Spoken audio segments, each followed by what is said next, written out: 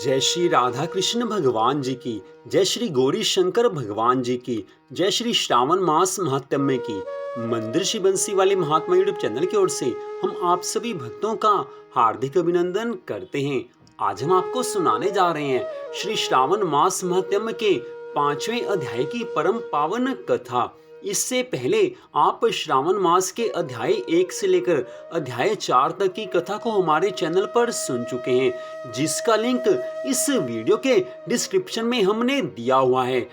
आप सबसे छोटा सा निवेदन, श्री श्रावण मास महात्म्य के साथ ही श्री शिव महापुराण की कथा को भी आप हमारे चैनल पर जरूर सुने। उस कथा का लिंक भी इस वीडियो के डिस्क्रिप्शन में दिया गया है। तो अब 5वें अध्याय की परम पावन कथा, जो कि इस प्रकार है। भगवान शंकर आज सनत कुमार जी से कहने लगे हैं, हे सनत कुमार जी, कोटि लिंग का महात्म्य तथा पुण्य का विधान नहीं कहा जा सकता। जब एक लिंग महात्म्य की कथा कहना ही असंभव है, तो कोटि लिंगों के महात्म्य को तो कौन कह सकता है। इस श्रावण मास में एक लिंग के बनाने से भी जीव मेरे पास निवास करता है। भक्ति भाव के द्वारा सच्चे हृदय से कामदेव के शत्रु भगवान श्री शिव शंकर का षडक्षर ओम नमः शिवाय मंत्र के सहित अर्चन करे, ग्रह यज्ञ कर उद्यापन करे, हवन तथा ब्राह्मण भोजन करवाना चाहिए। इस तरह व्रत को करने से असमय में मृत्यु नहीं होती है।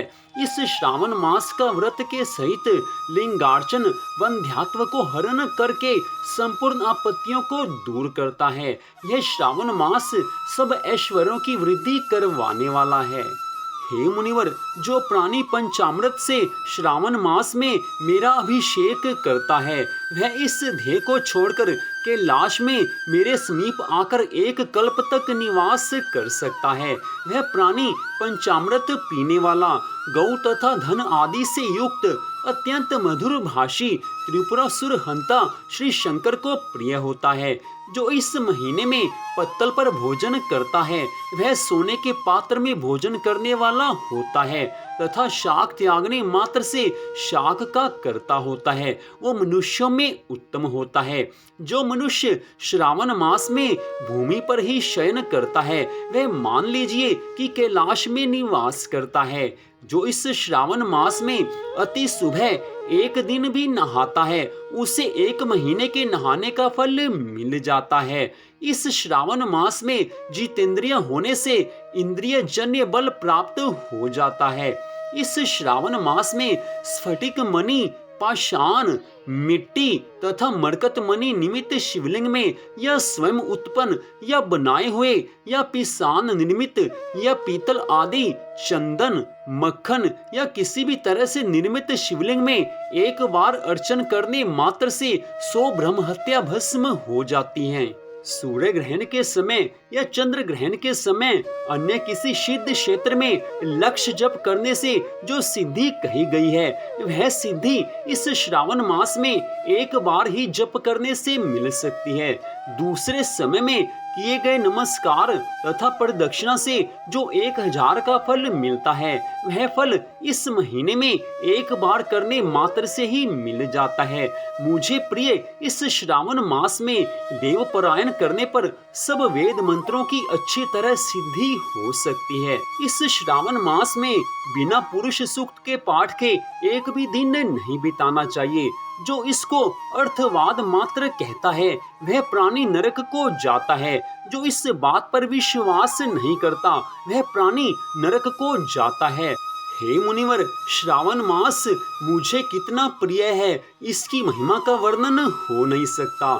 समिधा, चरु, तिल और घी से ग्रह यज्ञ करे, धूप, गंध, पुष्प, नैवेद्य आदि से भेद द्वारा अर्चन करे। भगवान शंकर के विभिन्न रूपों का यथोचित ध्यान करके शक्ति द्वारा कोटि होम, लक्ष्य होम और अयुत हवन करे। तिलों के विहारती मंत्रों से हवन करे। इसी को ग्रह यज्ञ नाम से कहा गया है। हे सनत कुमार जी, अब वार व्रत को कहूंगा, आप उसे श्रद्धा भावना से सुने। हे अनघ, आपसे पहले रविवार व्रत को कहूंगा। रमणीय प्रतिष्ठानपुर में सुकर्मा नाम का एक दरिद्र ब्राह्मण रहता था। वह कृपण भिक्षावृत्तियों में तत्पर था। एक दिन सुकर्मा ब्राह्मण ने धान्य भिक्षा के लिए प्रतिष्ठानपुर में घूमते हुए किसी गृहस्थ के घर में स्त्रियों को देख लिया। वे स्त्रियां आपस में मिलजुल कर रविवार के उत्तम व्रत को कर रही थी। उसी समय उस ब्राह्मण को देख उन स्त्रियों ने अर्चन को जल्दी ही ढक दिया। उस ब्राह्मण देव ने उन स्त्रियों से अर्चन विधि को जानने की जिज्ञासा की है। उन्होंने कहा है, हे साध्वी स्त्रियों, आप सबने क्यों इस व्रत को ढक दिया? आप दयालु हैं, मुझ पर कृपा करें। इस व्रत की मुझसे विधि कहें, क्योंकि परोपकार के तुल्य तीनों लोकों में अन्य कोई भी धर्म नहीं है। समदृष्टि रखने वाले साधु पुरुषों को तो परोपकार ही स्वार्थ है। इस समय दरिद्र अवस्था के कारण मैं बहुत दुखी हूँ। यह उत्तम व्रत श्रवण करके इस व्रत को मैं भी करूँगा। इस व्रत के विधान तथा फल को आप मेरे से कहिए। स्त्रियों ने कहा है, हे ब्राह्मण, यदि व्रत में उन्माद या प्रमाद, विस्मरण, भक्तिहीनता या अनास्था करेंगे तो इस व्रत को तुम्हें कैसे दें? उनकी ऐसी वाणी को श्रवण करके उन ब्राह्मण देव ने कहा है, हे स्त्रियों, मैं ज्ञानी तथा भक्ति युक्त उत्तम व्रत को करने वाला हूँ। इस तरह उसकी वाणी को सुनकर उन स्त्रियों में से एक प्रौढ़ा स्त्री ने रविवार के व्रत तथा उसकी विधि को उन ब्राह्मण देव से कहा है। श्रावण मास के शुक्ल पक्ष के पहले रविवार को मौन होकर उठे। इसके पश्चात ठंडे जल से स्नान करके नित्य कर्म करके पान के पत्ते पर 12 परिधि वाला मंडल लिखे। उसको लाल चंदन द्वारा सूर्य नारायण के तुल्य गोलाकार लिखे। उस मंडल में संज्ञा नाम वाली स्त्री के सहित सूर्य का लाल चंदन से पूजन करे। घुटना जोड़कर भूमि पर स्थित होकर सूर्य के 12 मंडलों पर अलग अलग लाल चंदन से युक्त लावा तथा जपा अर्थात ओडहुल पुष्प से युक्त अर्घ्य को श्रद्धा भक्ति से सूर्य नारायण को दे देवे। अर्घ्य को रक्ता शत जपा पुष्प और उपचारों द्वारा युक्त करे। नारिकेल बीज और खंड शर्करा से युक्त सूर्य के मंत्रों को कहकर नैवेद्य दे। सूर्य के 12 मंत्रों द्वारा स्तवन करे। 12 बार नमस्कार करे। 12 बार प्रदक्षिणा करे और 6 सूत को एक में मिलाकर उसमें 6 ग्रंथि लगावे। उस सूत्र को सूर्य नारायण को अर्पण करके उसे अपने कंठ में बांध लेवे। भारा फल से संपन्न वायन ब्राह्मण को दें। इस व्रत की विधि को किसी से नहीं कहना चाहिए। हे ब्राह्मण, यों व्रत करने से निर्धन प्राणी धनवान हो जाता है। पुत्रहीन प्राणी पुत्र प्राप्त कर लेता है। कोढ़ी कोढ़ से छुटकारा पा जाता है। मनुष्य के मन में जो भी मनोकामना हो वो इस व्रत के द्वारा पूरी हो जाती है। हे विपेंद्र, विशेष क्या कहा जाए। जिस वस्तु की मनुष्य अभिलाषा करता है वह सब साधक इस व्रत के प्रभाव मात्र से प्राप्त कर लेता है। श्रावण मास में 4 रविवार या 5 रविवार होने से व्रत करें। व्रत की संपूर्ण फल की इच्छा के लिए उद्यापन करें। हे विपेंद्र, इस प्रकार व्रत करने मात्र से सिद्धि हो जाती है।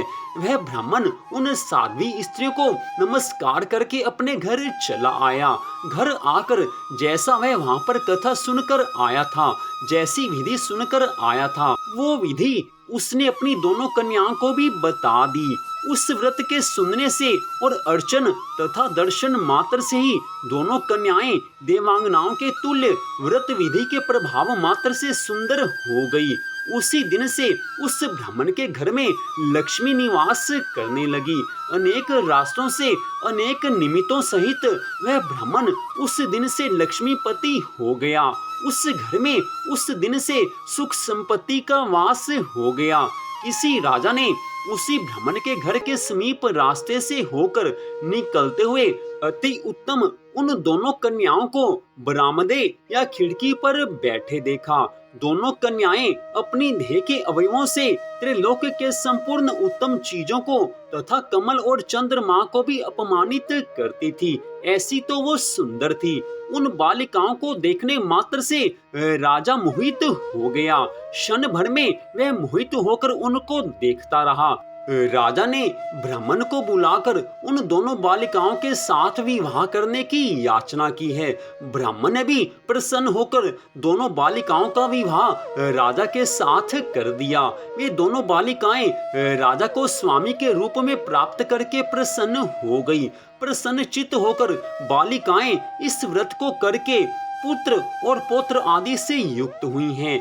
इतनी कथा सुनाने के पश्चात भगवान शिव शंकर भोलेनाथ सनत कुमार जी से कहने लगे हैं कि हे ब्राह्मण, इस व्रत का यही प्रभाव है कि जो भी इस व्रत को करता है उसके जीवन में कोई भी कमी नहीं रहती है। उसकी सभी मनोकामनाएं पूर्ण हो जाती हैं। जो भी इस व्रत को श्रद्धा भावना से करेगा उसके जीवन में सुख संपत्ति आनंद आ जाएंगे और उसका मन मेरी अविचल भक्ति में लग जाएगा। हे मुनिवर, ये श्रावण मास भक्ति भाव को बढ़ाने वाला है। जो मनुष्य सच्ची भक्ति भावना के साथ इस श्रावण मास में मेरा पूजन करता है उसके सभी दुखों को मैं दूर कर देता हूँ और उसके जीवन में सुख शांति और आनंद उसको प्रदान करता हूँ। तो इस प्रकार आज इस श्रावण मास के 5वें अध्याय की कथा में भगवान शिव शंकर भोलेनाथ ने सनत कुमार जी से बड़ी सुंदर कथा का वर्णन किया है और साथ में कहा है कि इस कथा को सुनने मात्र से भगवान की कृपा मिलती है, सभी मनोकामनाएं पूर्ण होती हैं।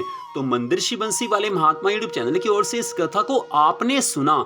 छोटा सा निवेदन, आप मंदिर शिव बंसी वाले महात्मा यूट्यूब चैनल को सब्सक्राइब कर लीजिए और साथ में श्री शिव महापुराण की कथा को भी आप हमारे चैनल पर जरूर सुने। श्रावण मास में श्री शिव महापुराण की कथा को सुनना बड़ा ज्यादा शुभ कहा गया है। श्री शिव महापुराण की कथा का वीडियो का लिंक भी इस वीडियो के डिस्क्रिप्शन में हमने दे दिया है, अतः आप उस कथा को जरूर सुने। हमारे चैनल को सब्सक्राइब करें ताकि भगवान की अन्य सभी कथाओं को आप सुन सकें। तो आज की इस कथा को सुनने के लिए आप सबका हार्दिक धन्यवाद। भगवान श्री राधा कृष्ण जी की, भगवान श्री गौरी शंकर जी की अनंत कृपा सदा आप सब पर, आपके परिवार पर बनी रहे। माँ लक्ष्मी का सदा के लिए आपके घर में वास हो, इसी मंगल कामना के साथ जय श्री राधा कृष्ण भगवान जी की, जय श्री गौरी शंकर भगवान जी की, जय श्रावण मास महात्म्य की। ओम नमः शिवाय। जय जय श्री राधे, जय जय श्री राधे, जय जय श्री राधे श्याम।